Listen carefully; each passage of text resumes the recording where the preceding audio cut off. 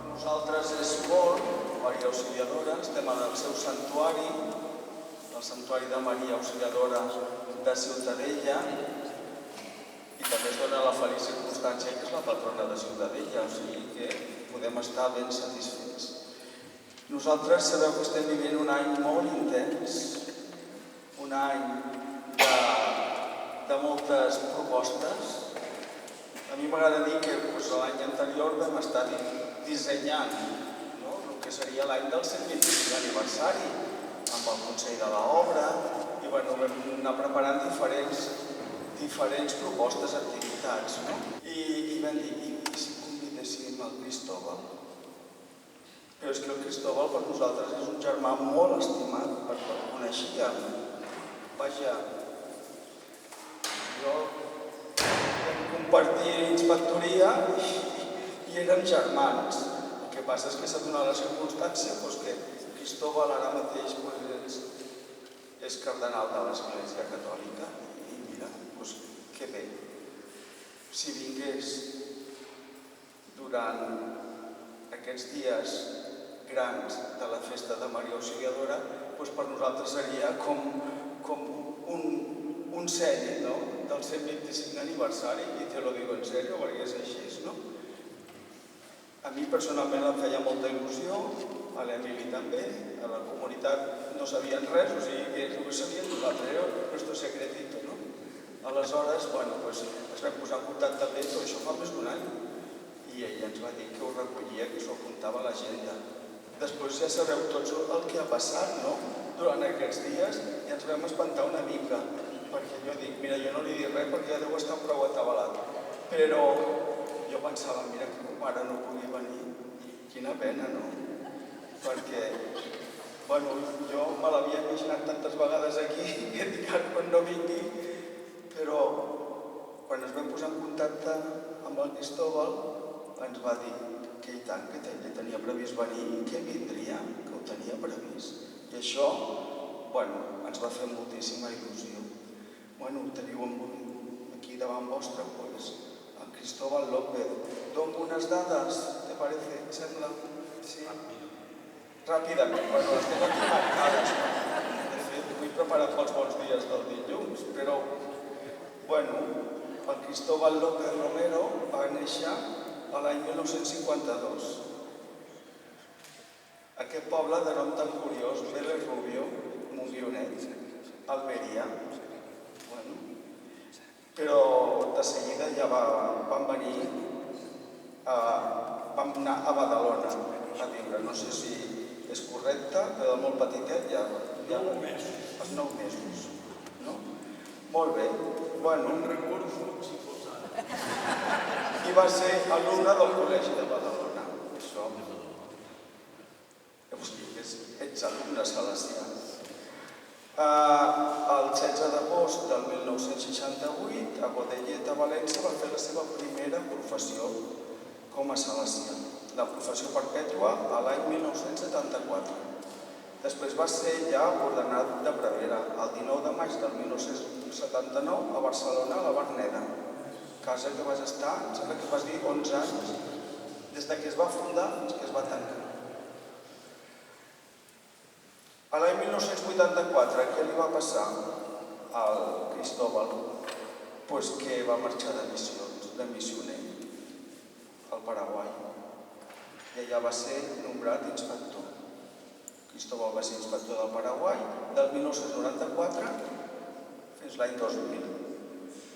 Després, els següents anys, que és quan jo el vaig conèixer, predicant uns exercicis a Martí Codolar, tu estaves en Kenitra, de director, ja ens vas explicar l'obra de Kenitra, un col·legi salesià perdut al mig del Marroc, a 50 quilòmetres de Rabat, la capital. I ens ho vas explicar molt bé. Un col·legi salesià com qualsevol altre, però en un país que no és cristià. Interessant. Després, què li va passar al Cristóbal? Que va ser enviat d'inspector a un altre país de Sud-amèrica, en concret a Bolívia, un país, amb les seves peculiaritats, no? I més tard, Cristóbal va ser nombrat pel rector major inspector de la inspectoria salesiana de Maria Auxiliadora en el moment de la seva unió de les tres antigues inspectories. I jo recordo aquests moments també, la sobretaula després de la festa inspectorial, que ella estava, no sé, suposo que per dintre hauria estat amb molts temes, però estava, com he explicat a alguns de vosaltres, explicant acudits i cantant cançons. Això és molt significatiu, no?, del nostre germà Cristóbal. I després, una miqueta més tard, va ser nomenat bisbe, arquebisbe de la diòcesi de Rabat. Molt bé. Això va passar el 29 de desembre del 2017. I una miqueta més tard, l'1 de setembre del 2019, el papa Francesc el va crear com a cardenal, concretament el dia 5 d'octubre del 2019. Y posa aquí estas notas: por su amplio conocimiento tanto del mundo islámico como de las comunidades populares de la Iglesia en Latinoamérica. I jo que admiro per molts motius al Cristóbal, especialment per la seva capacitat memorística, estic segur que ara ens podrà comunicar, no sé exactament, ens explicarà. Sabem que ve d'una experiència molt forta, que hem seguit nosaltres d'una manera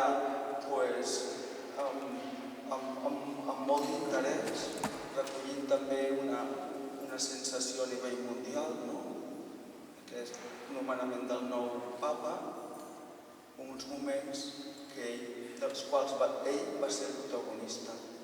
Jo t'agraeixo moltíssim que hagis pogut venir aquí, estar en aquesta comunitat de Calós, ens coneixem tots amb certa profunditat i estem tenint molt de desig d'escoltar el que ens puguis comunicar en aquesta estona que podem compartir. Moltes gràcies. Gràcies. Bona tarda a tots. Es diu així, M'agradaria molt parlar català tota l'estona, però com porto 15 anys parlant en francès, com vull parlar en català, em surt el francès i em costa una mica. Aleshores començo en català, però després em passaré sense adonar-me al castellà, no entendreu. Aleshores, què voleu que parlem? Hi ha dos temes, el cònclave o bé el marró, o dos. Una mitja hora cada uno. Bueno, ¿qué queréis saber del cónclave? Excepto lo que yo no puedo decir porque es secreto. Pero hay muchas cosas que no son secretas. Por ejemplo, que el cónclave no es un parlamento como el parlamento político de España o de las Islas Baleares. El cónclave es un encuentro litúrgico, es una celebración litúrgica de discernimiento. Esto me lo hizo ver un periodista, porque hay todo un ritual. La entrada ya es solemne, todos los 133 cardenales en fila, ordenados, con todas las vestiduras propias del cardenal, y que avanzamos hacia la Capilla Sixtina, cantando las largas letanías de los santos, de todos los santos, invocando a Dios y a todos los santos para que nos iluminen, nos inspiren y estén con nosotros. Se entra, se escucha la palabra de Dios, se reza y hacemos silencio. Después se hace el juramento, que esto se vio por televisión, no es secreto. Un juramento bastante solemne, uno por uno, con la mano sobre el Evangelio. Y todo eso es litúrgico y se acaba con la bendición, etc. Solo después se empieza ya el procedimiento de las votaciones. Fue muy largo porque éramos muchos. Entonces es un acto de oración, de concentración y de silencio, de encuentro búsqueda de lo que Dios quiere para la Iglesia y para el mundo. Hay que decir que en el cónclave, en esa reunión ya para elegir al Papa, no se habla, estamos en silencio. Y es largo, porque la votación cada votación duraba al menos 1 hora y media, a veces hasta 2 horas, porque se pasa uno por uno. Escribir el nombre es muy rápido, pero después salir uno por uno con la papeleta en la mano, así, para que se vea que llevamos solo una papeleta, y llegas delante del altar, porque es una capilla, la Capilla Sistina, y tiene un altar como aquel, ¿no? Sería como cuando estaba de espaldas. Y aquí había como una urna, que era un recipiente. Y entonces, al llegar al altar, todavía tienes que decir una frase en latín que es como un juramento. Es decir, prometo que en este momento tengo en cuenta solo el bien de la Iglesia y el bien del mundo. Es decir, una frase en la que te comprometes a votar en conciencia por la persona más apta para ser Papa. Y eso, uno por uno, lo vamos diciendo, y después se pone sobre una patena, sobre un platillo, se pone el voto, se coge por el asa y se echa, sin meter la mano en el recipiente, se mete la papeleta. Y eso uno por uno, se tarda ya más de media hora. Después viene el escrutinio, y para ello hay 3 escrutadores y 3 controladores. Y lo primero es contar los votos, uno por uno. El que está a la izquierda coge una papeleta, la da al que está al centro, sin abrirla, y la da al de la derecha, que dice 1, 2, 3, y así hasta 133. Cuando se constata que hay 133 y no 134 ni otro número, entonces se empieza el verdadero escrutinio, donde el primero coge una papeleta, la abre, lee el nombre sin decir nada, se la pasa al segundo, que ve el nombre, se la pasa al tercero, que lee y dice cardenal tal, el apellido o el nombre. Y entonces los otros registran para quienes, y así uno por uno, y eso tarda bastante, una por una todas las papeletas, ¿no? Y si no se alcanza, como es normal, los 2/3 de los votos, pues se acabó fumata negra. El último de los registradores tenía una aguja así grande, con un hilo, y entonces cada papeleta de voto la atravesaba con la aguja, así que iban quedando todas las papeletas ligadas por el hilo, y al final cortaba el hilo, se ataba, y todo eso iba a la hoguera, digamos, a la estufa en la que se quemaba. Bueno, ese es el procedimiento que se hace para asegurar que no haya ninguna trampa, que todo sea transparente, que verdaderamente se respete el secreto de cada voto, etc. Otra cosa, pero no se habla mientras se produce todo eso. Puedes dormir si quieres, puedes rezar, que era lo más frecuente, puedes reflexionar, a lo más puedes decir una palabrita que está a tu derecha o a tu izquierda, o girarte atrás, pero ni se levanta la gente, ni se canta, y nadie dice yo propongo a fulano, o yo pienso, no hay intervenciones, no hay indicaciones. Para empezar, una cosa que mucha gente no sabe es que no hay candidatos. Cuando se hacen unas elecciones políticas, hay candidatos, se sabe que tú puedes votar a este o a este o a este. Está la foto, está su programa más o menos, algunos lo ponen, pero aquí no hay candidatos, que es lo mismo que decir que todos son candidatos.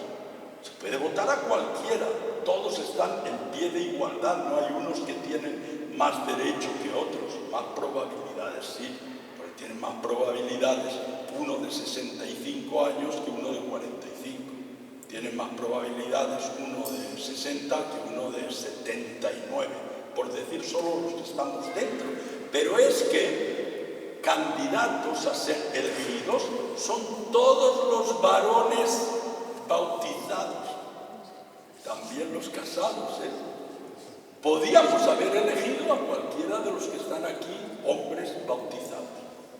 Y si nosotros hubiéramos elegido, por ejemplo, a Emilio como papa, pues dice el ritual que si no es obispo hay que ordenarlo obispo inmediatamente.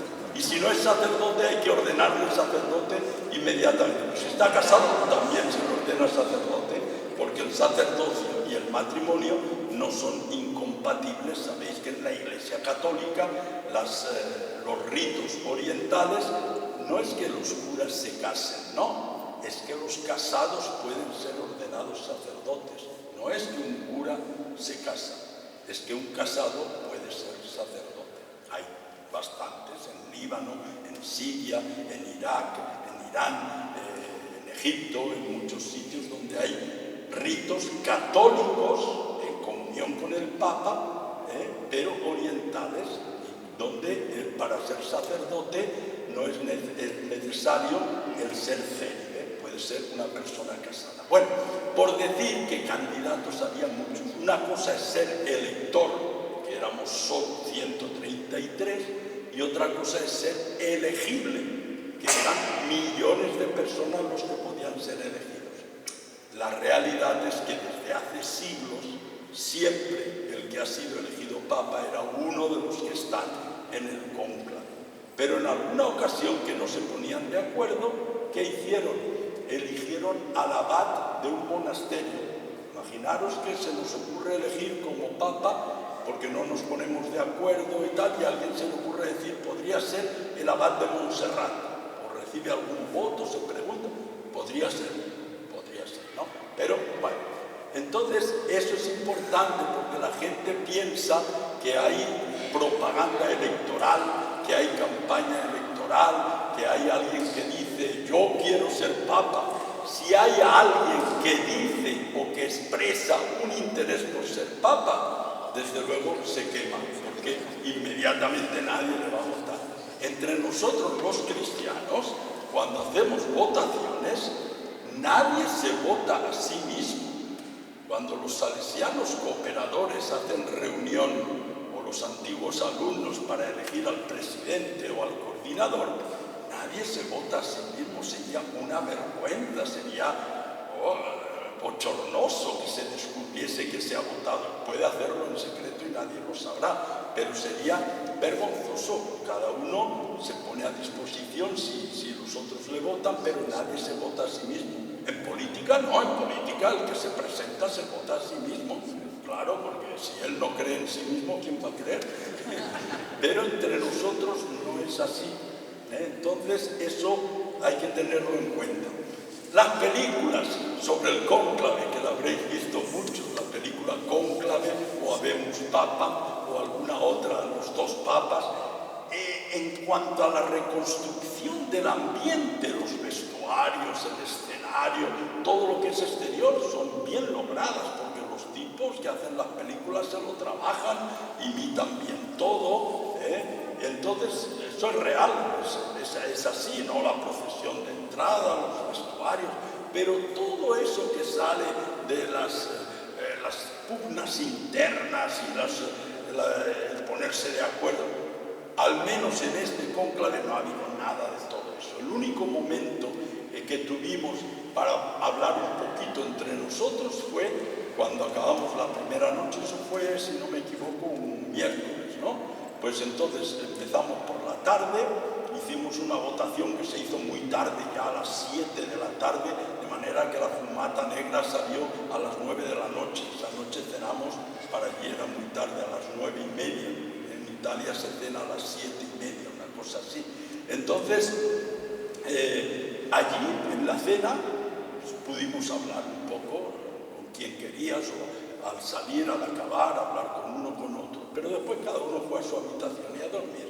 Y al día siguiente se empieza con la misa y después dos votaciones, y solamente al mediodía se puede otra vez hablar un poco en la mesa, y si tienes algún amigo al que le quieres preguntar o decir algo, pero no hay esas reuniones para ponerse de acuerdo, para eliminar a tal, porque tal motivo, tal otro, no, con mucha naturalidad. Y eso es lo que para mí es la demostración de que el Espíritu Santo actúa y está presente. No es que el Espíritu Santo por la noche en sueños nos hace ver a quién tenemos que votar. No es que recibimos una visión donde se ve el nombre de la persona elegida. No es que hay medios extraordinarios y milagrosos a través de los cuales el Espíritu Santo dirige la votación.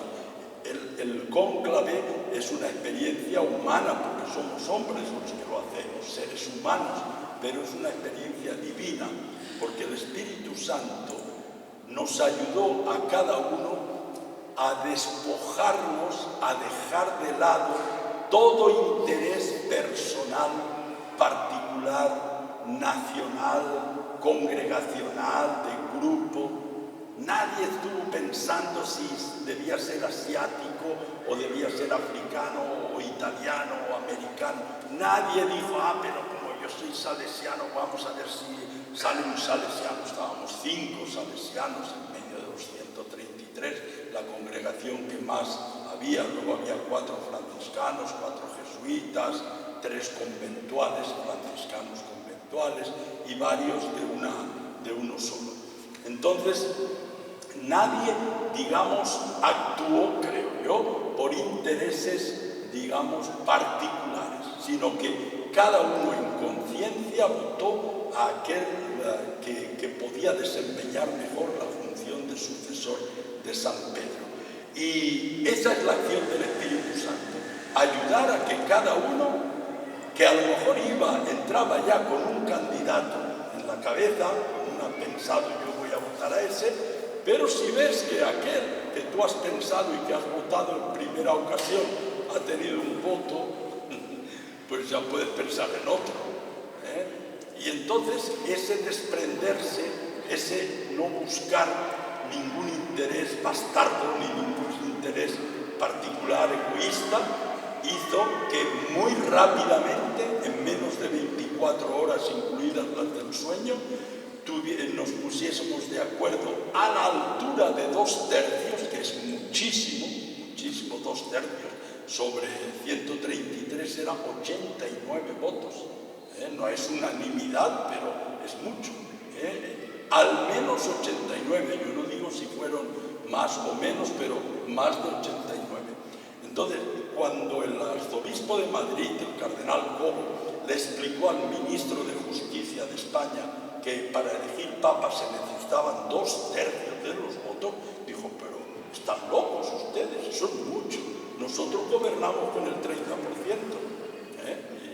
Y así es, haciendo alianzas y todo eso.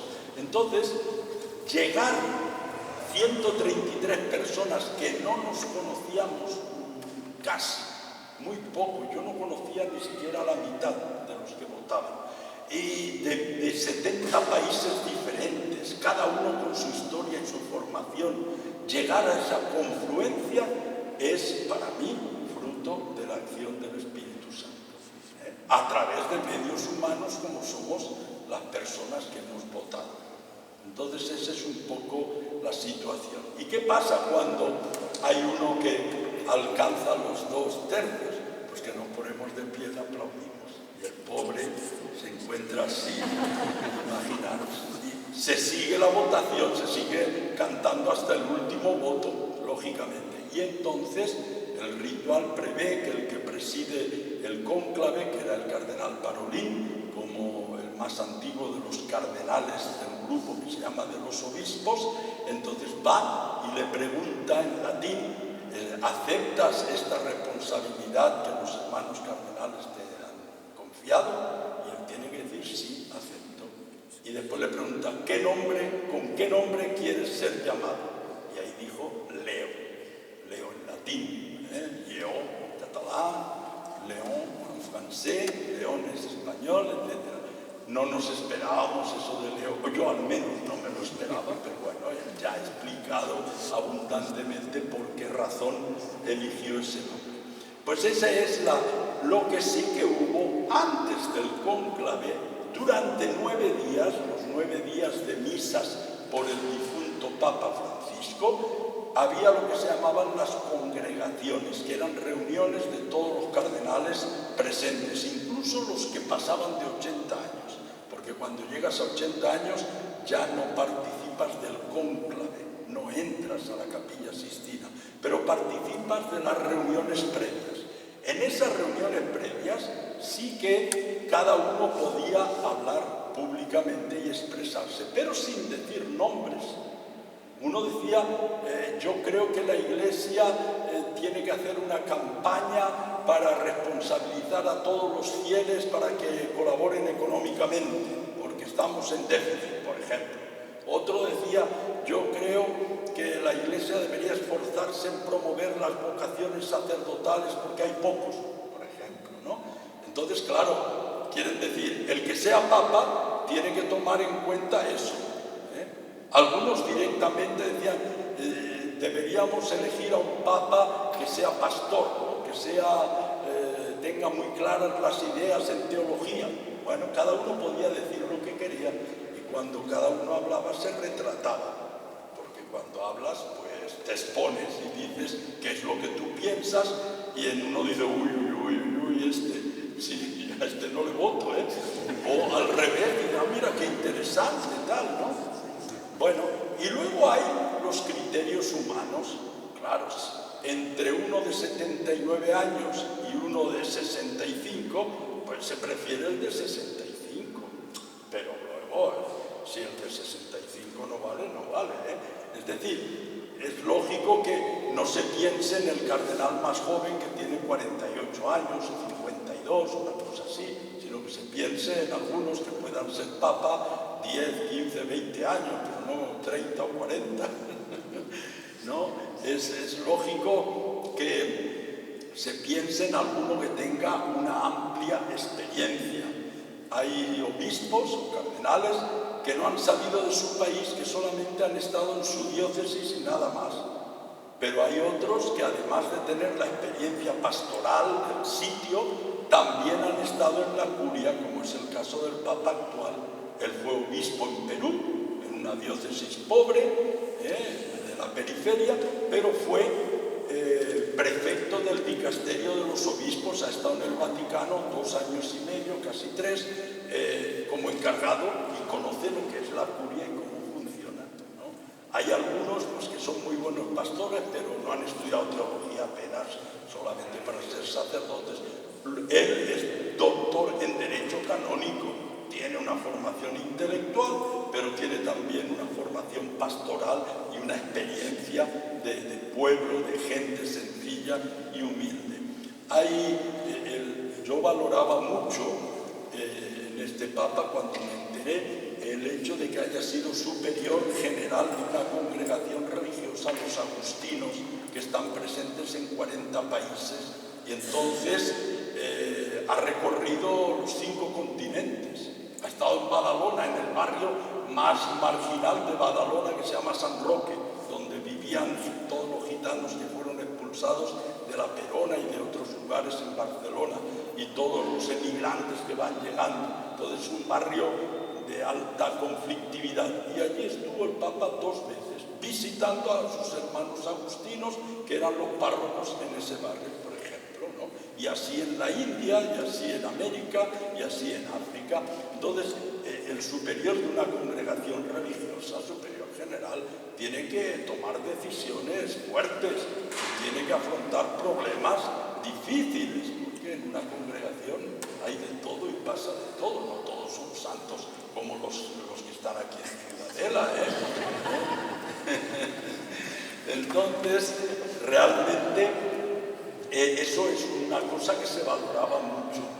Es muy distinto de un obispo que fue nombrado obispo en su pueblo, en su ciudad, y que no ha salido de allí prácticamente en toda su vida. Bueno, esto es un poco en general, pero ahora las curiosidades o las preguntas que vosotros tengáis sobre esto del cónclave o de la elección del Papa. Venga, va, los periodistas, los curiosos. ¿Qué es lo que más? Sí. ¿Usted le conocía a Papa Leo? Sí, yo había estado con él 2 meses en el sínodo sobre la sinodalidad, el mes de octubre del 2023 y el mes de octubre del 2024. 4. Pero él se iba con los grupos que hablaban en italiano o en inglés.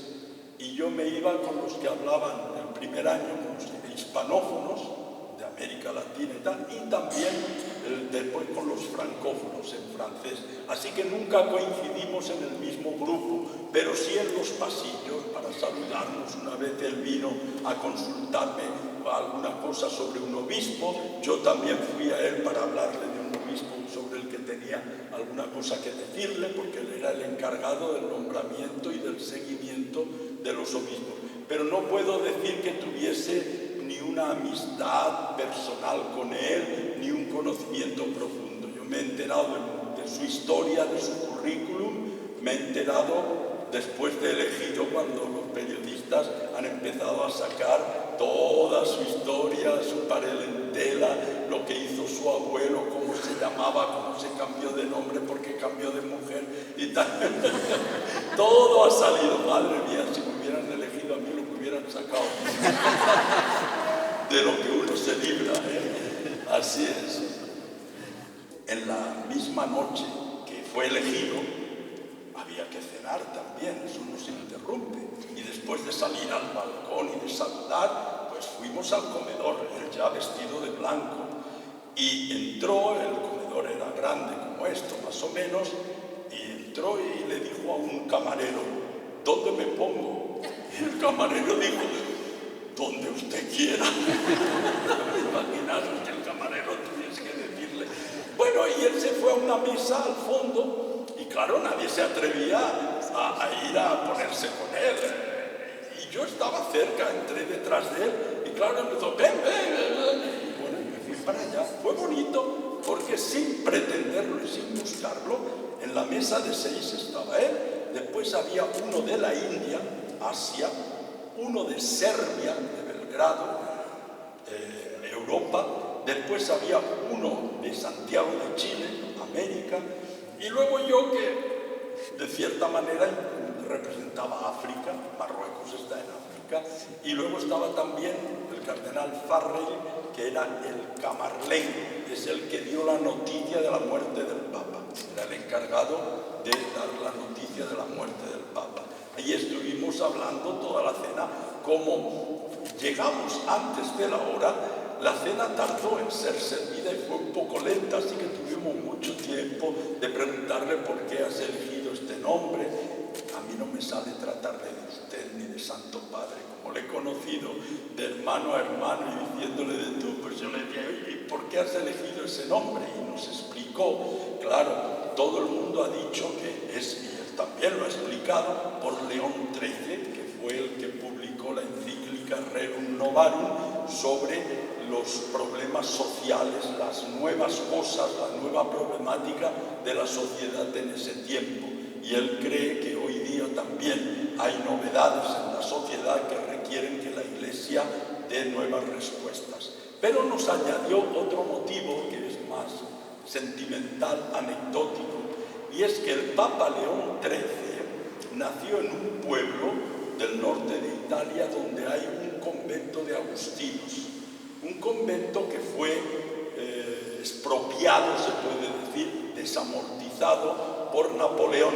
Es decir, que lo tomaron, como aquí en España hubo la desamortización de Mendizábal, y luego lo pusieron a la venta. Y resulta que la compró la familia de León XIII. Los padres de León XIII compraron ese monasterio y lo volvieron a dar a los agustinos. De manera que el joven León XIII creció en ese pueblo al lado de los agustinos y conocía muy bien a los agustinos, con los cuales su familia mantuvo una relación muy cercana. Y cuando fue papa, eso no acabó, sino que él se siguió sintiendo muy próximo a los agustinos y había visitado el mismo santuario de Nuestra Señora del Buen Consejo, a donde el Papa León XIV fue en su primera salida. Después fue allí, que era su iglesia también, porque los cardenales tenemos una iglesia. Yo soy párroco de San León I el Grande, San León Magno. Mi parroquia de Roma se llama así. Mi foto está allá, ¿eh? Había 3 fotos. La del Papa, la del vicario de Roma y la mía. El Papa murió. El obispo de Roma, el vicario de Roma lo cambiaron. La única que queda es la mía. Y mi escudo de obispo está en la fachada. Es mi parroquia que fui a tomar posesión y cada vez que voy a Roma, voy el domingo a celebrar la misa. Estuve haciendo las confirmaciones, pero allí hay un párroco todos los días que es el que hace el trabajo, ¿eh? Lo mío es simbólico. Pues el santuario de este cardenal Prevost era el de Nuestra Señora del Buen Consejo, que es de los agustinos, llevado por los agustinos. Entonces, lo de León XIII y León XIV tiene que ver con la encíclica y con la problemática social, pero tiene que ver también con esto. También le envié al Papa casi a las 12 de la noche por WhatsApp, porque yo tenía su teléfono, su número de teléfono en WhatsApp. Vi una cosa que el mensaje del rey de Marruecos dando la felicitación, eso lo han enviado por vía oficial, diplomática, pero a mí me llegó el texto, me gustó mucho como el rey de Marruecos felicitaba al nuevo Papa y se lo envió. Y eran casi medianoche. Un minuto después, muchas gracias. Me contestó 3 veces, me ha contestado así a mensajes nocturnos, así que duerme poco, ¿eh? Una vez le puse, el Papa tiene necesidad también de un poco de humor, y le envié algo que hacía reír en referencia al Papa, y me dijo, es verdad, así es. Y después me di cuenta de la hora que era, y dije, pero el Papa también tiene que dormir, ¿eh? Y dice, tienes razón. Bueno, por cierto que tiene sentido del humor, porque él, como peruano nacionalizado, sabe que en Perú es la cuna de la patata, pero en América Latina las patatas no se llaman patatas, se llaman papas. También en mi pueblo, mi abuelo decía papas, comer papas, papas fritas, etc., ¿no? Y entonces, en Perú, que es la cuna de la patata, hay 4.000 especies diferentes de patatas, de todos los colores, de todos los tamaños, de todas las texturas, etc. Y cuando nos dio la audiencia a los cardenales, dijo, me han llamado de Perú para decirme que había 4.000 clases de papas, pero que ahora hay 4.001. También se dice que el Vaticano es el estado más improductivo agrícolamente hablando del mundo, porque en 2000 años solamente ha producido 267 papas. Bueno, otras preguntas, otras curiosidades sobre el cónclave, la elección del Papa. Usted llamó para decir su opinión. ¿Opinión sobre? Cuando tenía que elegir el Papa, que ha dicho que algunos decían que tendría que ser así. Yo intervine y dije que a mí me gustaría, y eso no es secreto, lo digo por todas partes y siempre, una iglesia que no piense mucho en ella misma, sino que piense más en el reino de Dios. Eso no es mío, es del Papa Francisco, que decía con una sola palabra, la iglesia no es autorreferencial. Quiere decir que la iglesia no se mira a sí misma, no trabaja para sí misma, no tiene como objetivo el engrandecerse, no se mira al ombligo, sino que levanta la cabeza y mira lejos, allí donde está el reino de Dios. Porque Jesús dijo, buscad primero el reino de Dios y su justicia, y lo demás se os dará por añadidura. Y Jesús no vino a fundar una iglesia, Jesús vino a anunciar el reino de Dios y a construir el reino de Dios. Y habló de las parábolas del reino de Dios y los milagros que hizo, que San Juan les llama signos, son signos del reino de Dios. Hacía esas curaciones y resucitaba a esos muertos, muy pocos, para mostrar que el reino de Dios estaba ya en medio de nosotros. Entonces, La misión de la Iglesia es estar al servicio del reino de Dios. Y de la misma manera que María dijo, aquí está la servidora del Señor, la Iglesia tiene que decir, aquí está la servidora del Señor y de su reino. La Iglesia al servicio del reino de Dios. Y diréis, ¿y qué es eso de estar al servicio del reino de Dios? Pues por la Biblia sabemos que el reino de Dios es un reino de paz. Donde hay paz, Dios reina. Donde hay guerra, Dios no reina. Paz, justicia, libertad, vida, verdad y amor. Sobre todo amor. Quien dice amor dice solidaridad, generosidad y fraternidad. Entonces, un mundo donde reine la fraternidad, la justicia, el amor, la paz, la alegría, es un mundo como Dios lo quiere. Dios reina en una familia que se quieren y que están unidos. Dios reina en una ciudad donde todos se ayudan y hay generosidad, ¿verdad? Pues esa es la misión de los cristianos. No es conseguir más clientes. A veces a mí me da rabia y dicen, si la Iglesia sigue así va a perder toda su clientela. La Iglesia no es un supermercado con clientela.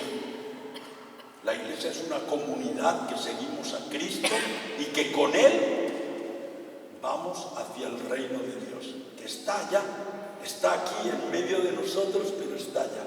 Ya está, pero todavía no en plenitud. Y nuestra tarea es hacer que el reino venga. Por eso lo pedimos, venga a nosotros tu reino, Señor. Y hacemos lo posible por acercarnos a Él. Que Él venga, pero que nosotros vayamos, entremos en ese reino. Entonces, esa idea de iglesia cambia todo. No cambia nada, pero lo cambia todo. Porque antes se entendía el misionero como aquel que iba a implantar la iglesia donde no había iglesia. O iba a hacerla que crezca la iglesia. No, lo que tiene que crecer es el reino de Dios. Yo he estado 18 años en Paraguay, donde la iglesia es todo y por todas partes. 98% estaban bautizados. Todos los jóvenes a los 15 años se confirman. Hay procesiones, novenarios, misas, retiros, sacramentos, por todas partes. Hay una devoción a la Virgen de Caacupé que no os podéis imaginar. Cuando había 4 millones de habitantes en la fiesta de Caacupé el 8 de diciembre, 1 millón de personas iban en peregrinación a Caacupé, al santuario de la Virgen. O sea, se celebra María Auxiliadora y viene todo el ayuntamiento con todos los concejales a la santuario de María Auxiliadora. En la procesión 10.000 personas. En el Ministerio del Palacio de Justicia, allá se hace una misa en el hall de entrada con todos los magistrados y tal, porque es la patrona. Pero luego en ese país Paraguay, que es el mío también, porque estoy nacionalizado y que lo llevo en el corazón, qué injusticias, qué desigualdades económicas, qué corrupción, cómo reina la mentira y el fraude. ¿Cuántos asesinatos y cuántos abortos? O sea, mucha iglesia. La iglesia es todo y está por todas partes. Y poco reino. Y estoy en Marruecos ahora, y no es que Marruecos sea el paraíso terrenal, no es que sea el reino de Dios completo, La iglesia es insignificante, minúscula, diminuta, ridícula, no somos nada. Somos entre 37 millones de personas, somos 30.000 católicos. Ya estoy pasando al segundo tema. Y nada, comunidades, parroquias donde hay 8 cristianos, solo 8 cristianos. En otras hay 30 ya. Y tenemos alguna de 200 y tenemos alguna de 2.000 o 3.000. Pero en total somos 30.000 cristianos en todo el país. 0,08%, ni siquiera 0,1%. Nada, no somos nada. Insignificantes, pero significativos. Es decir, que significamos algo, que tenemos algo que decir, que tenemos un mensaje que transmitir. Y en Marruecos no hay la corrupción. Hay corrupción, pero no como en Paraguay. No hay asesinatos como en Paraguay. No hay delincuencia. Hay paz. Hay trabajo, tranquilidad, Es decir, no es el reino de Dios, pero hay poca iglesia y un poco más de reino.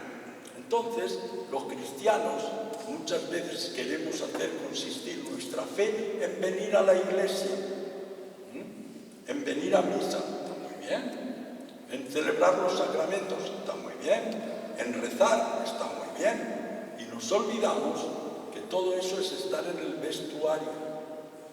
Los futbolistas, antes de jugar el partido, van al vestuario. ¿Y qué hacen allí? Se visten como conviene, se empiezan a hacer ejercicios de calentamiento, escuchan las instrucciones del entrenador de cómo se va a jugar el partido, pero después tienen que salir al campo, En el vestuario no se gana el partido. Si quieres ganar el partido, tienes que salir a jugar, y allí hay otros que quieren ganar también como tú, y allí es difícil. En el vestuario somos todos del mismo equipo, nos animamos y tal, pero no hay contrario.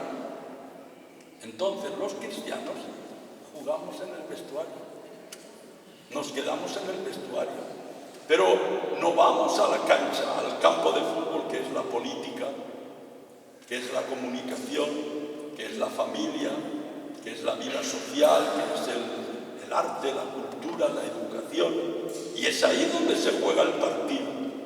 Y debería haber, esta mañana un periodista de aquí me decía, es que no hay periodistas que quieran informar sobre el hecho religioso. No saben, entonces, no hay católicos que se comprometan a hacer una comunicación con sentido evangélico. Entonces, yo dije todas estas cosas y algunos estaban, digamos, de acuerdo conmigo, pero otros tenían la preocupación de la iglesia y viven en esa burbuja de la iglesia, y el mundo son los malos de los que nos tenemos que separar. No, tanto amó Dios al mundo que envió a su Hijo no para condenarlo, sino para salvarlo. Y Jesús se hizo uno del pueblo, se hizo carne y hueso como nosotros. Y entonces la iglesia no tiene que estar separada del mundo. No somos del mundo, pero estamos en el mundo. Entonces ese es el cambio. A mí mi conversión de Marruecos fue esa, darme cuenta de que el objetivo no es la iglesia, es el reino de Dios. La iglesia está al servicio del reino de Dios. La iglesia es el instrumento para construir el reino de Dios. La iglesia es el signo y el sacramento del reino de Dios. Deberíamos vivir de tal manera que cuando alguien nos pregunte, pero ¿en qué consiste eso del reino de Dios?, deberíamos decir, mira cómo vivimos nosotros, mira esta familia, mira esta empresa, mira esta comunidad, mira este grupo. Eso es el reino de Dios. Amarse como ellos se aman.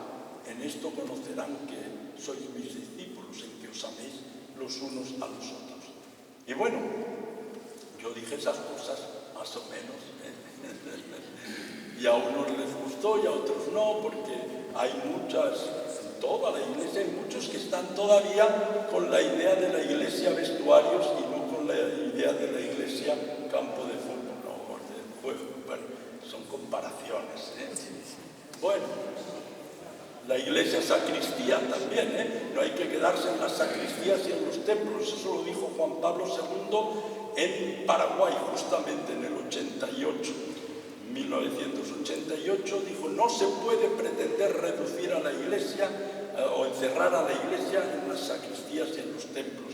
En aquel tiempo había una dictadura mucho más fuerte y mejor organizada que la de España, y se pretendía que la iglesia se dedicase a lo religioso, pero no se metiese en política, ni en economía, ni en vida social. Y el Papa reivindicó que la iglesia tiene que meterse en todo eso. No la iglesia jerarquía, los cristianos, porque la iglesia no somos los obispos, La iglesia ha dicho, no, el obispo ha dicho, pero la iglesia somos todos. Y eso es otra de las ideas, es la vocación del laico. Fijaros, el domingo pasado era el día, la jornada mundial de oración por las vocaciones, ¿cierto? Se lee el Evangelio del Buen Pastor, etc. Sinceramente, cuando nos dicen hay que rezar por las vocaciones, ¿en quién pensamos? En los sacerdotes, religiosas, y jóvenes. Los viejos no tienen vocación, ¿eh? No. Y los laicos casados no tienen vocación. La vocación es un privilegio que algunos, que no se sabe por qué, hemos recibido. No, yo digo una cosa, nadie tiene vocación. Podemos tener una billetera, podemos tener una chaqueta, podemos tener una casa, podemos tener un coche, un teléfono, tenemos cosas. Nadie tiene vocación porque la vocación no es una cosa. Ahora bien, todos somos llamados. Todos somos llamados y vocación viene de llamar. Entonces, todos, digamos, tenemos vocación. Todos somos llamados. Y los laicos son los cristianos llamados a transformar el mundo según los criterios del Evangelio. Los laicos son los encargados de organizar la política de manera que el reino de Dios se haga presente, de organizar la economía de manera que el reino de Dios sea realidad, de vivir la familia como iglesia doméstica para que el reino de Dios esté presente. Y muchas veces no se tiene eso en cuenta. Una vez yo tenía un programa de radio en Radio Cáritas de Asunción, la radio más antigua católica de todo el continente americano, y hicimos un programa sobre los laicos comprometidos. Allí era muy fácil, se utilizaba mucho esa expresión, laicos seglares comprometidos. Y una señora llamó, después de varios testimonios, diciendo, ay, qué bonito tu programa, y siempre empezaban así, Y dice, yo también me gustaría ser laica comprometida, pero no puedo, porque soy maestra y tengo 40 alumnos por la mañana y 40 alumnos por la tarde, diferentes. Allí van los chicos o por la mañana o por la tarde. Y los maestros tienen 40 por la mañana y 40 por la tarde. Y además luego voy a casa, estoy casada y tengo 3 hijos varones. Entonces en casa tengo 4 hombres y yo soy la que cocino, la que lavo, la que limpio y tal.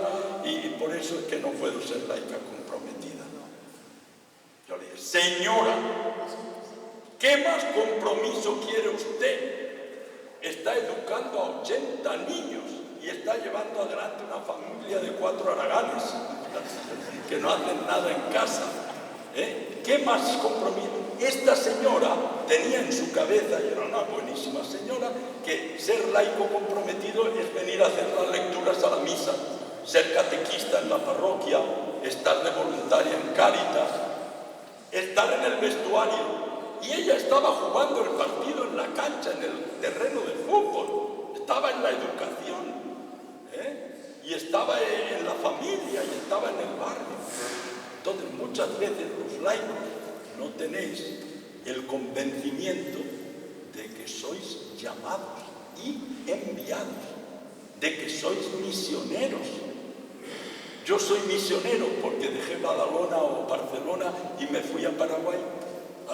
Ser misionero es cuestión de billete de avión. Uno que ha nacido en Ciutadella y que vive en Ciutadella no puede ser misionero. Es misionero en Ciutadella. Todos somos misioneros, todos somos discípulos del Maestro y misioneros del reino de Dios. Discípulos porque aprendemos siempre, desde el principio hasta el final, no dejamos de ser discípulos siempre. Pero a partir de la confirmación, sobre todo, somos enviados por Cristo a trabajar en su campo, en su viña, en su terreno, en su empresa, que es el reino de Dios. Entonces somos misioneros todos, pero yo soy padre de familia, pues en tu familia, en tu trabajo, con tus amigos, en el deporte, en la política, en todo. Y eso cambiaría mucho, Si los cristianos, pocos o muchos, que no importa el número, el Papa Francisco vino a Marruecos y en la catedral nos dijo, no es un problema ser pocos. Claro, nosotros a 30.000 en medio de 37 millones, como decían algunos, ¿para qué un obispo para 30.000?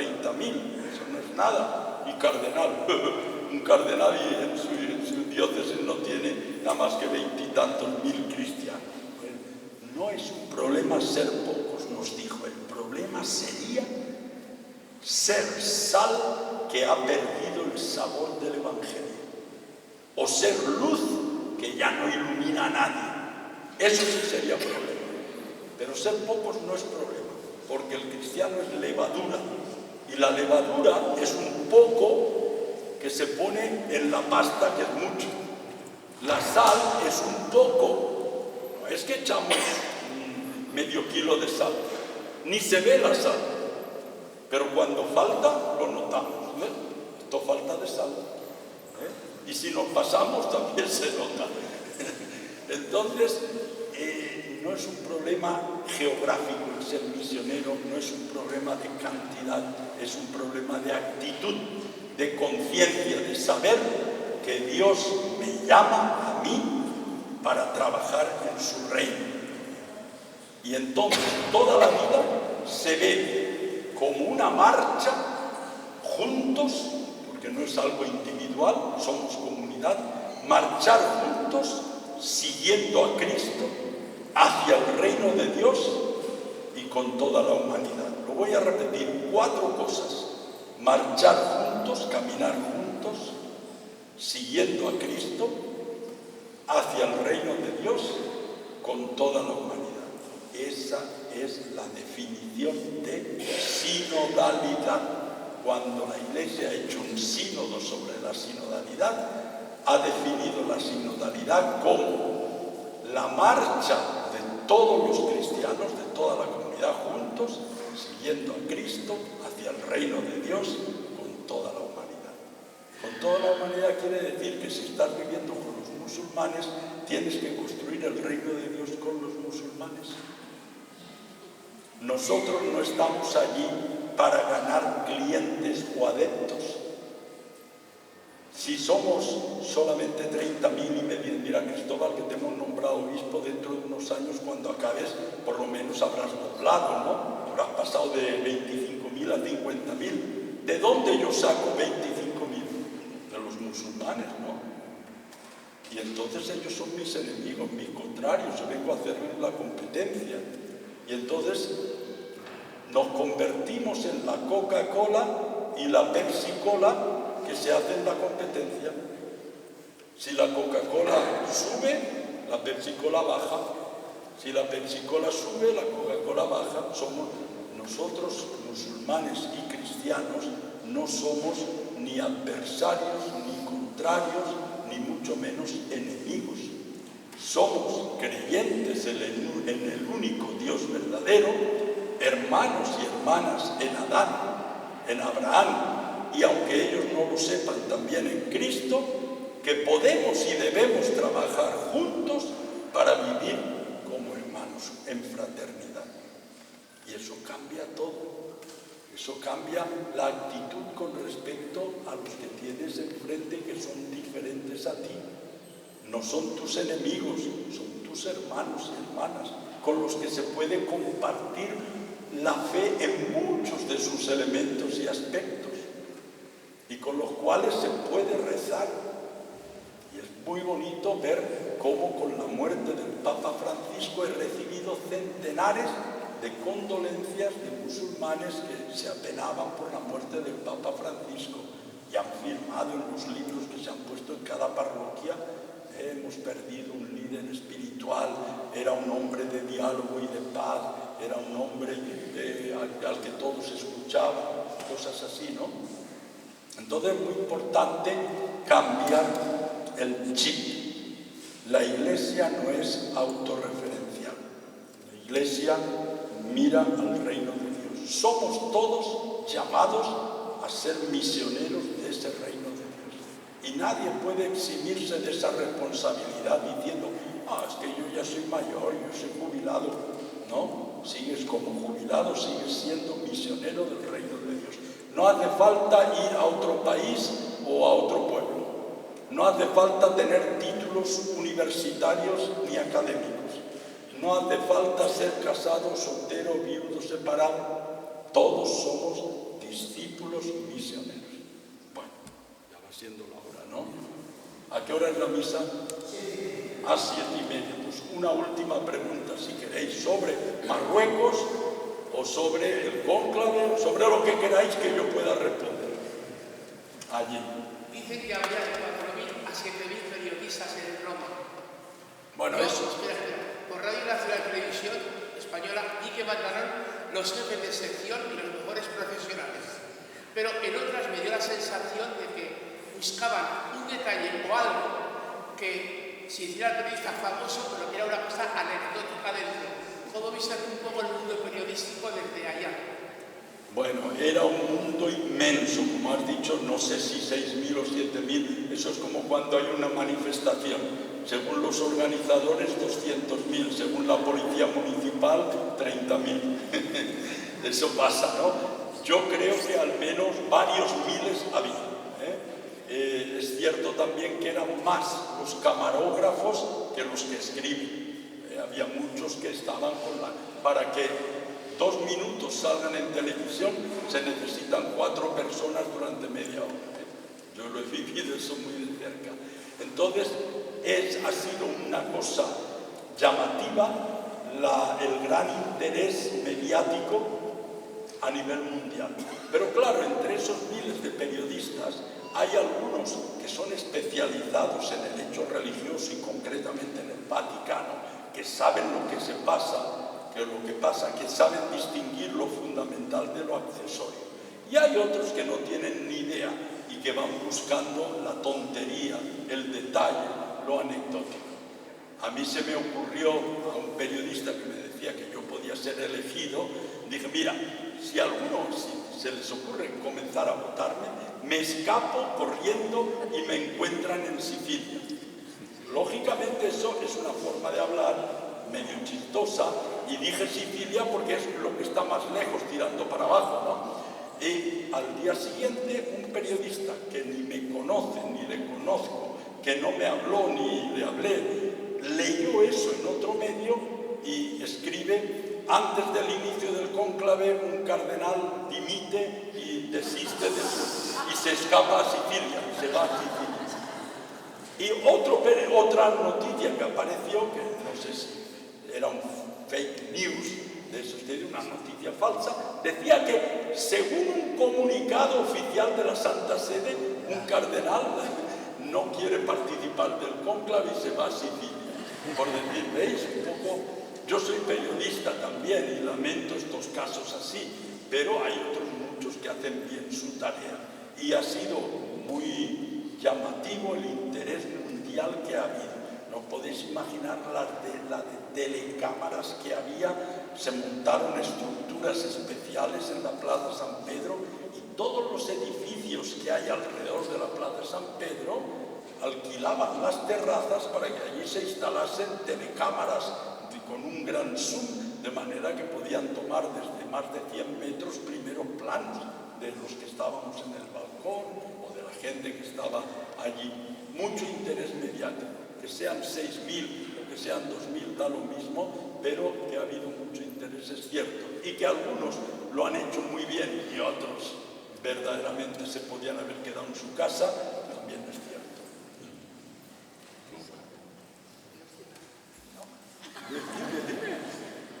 Usted ha dicho que una vez elegido el Papa, le preguntan si acepta y el nombre que quiere. Como todos pueden ser elegidos Papa, todos tenéis que tener pensado qué nombre queréis. Bueno, yo no sé si alguno lo habrá pensado, pero como algunos pensábamos que era metafísicamente imposible salir elegido, no nos hemos preocupado. En todo caso, hay tiempo para pensarlo, porque como fueron 4 votaciones, el que resultó elegido ya vio que la cosa iba aumentando, así que tuvo unas horas por lo menos para pensar. A mí me habían dicho algunos, si te eligen Papa, no cambies de nombre, porque Cristóforo, que aquí en Menorca hay muchos Cristóforos, es muy bonito, sobre todo que tiene mucho contenido porque significa portador de Cristo. Entonces, que un Papa se llamase Cristóbal sería toda una orientación, un programa de vida. Así es que pero no creo que muchos tuviesen preparados ya los zapatos rojos, que por cierto no lleva zapatos rojos. Bueno, lo dejamos aquí y preparamos un poco la Eucaristía, que es más importante que todo esto que yo estoy diciendo, ¿eh? Pero recordaros, todos somos discípulos misioneros, discípulos de Cristo, misioneros de su reino. Muy bien, gracias.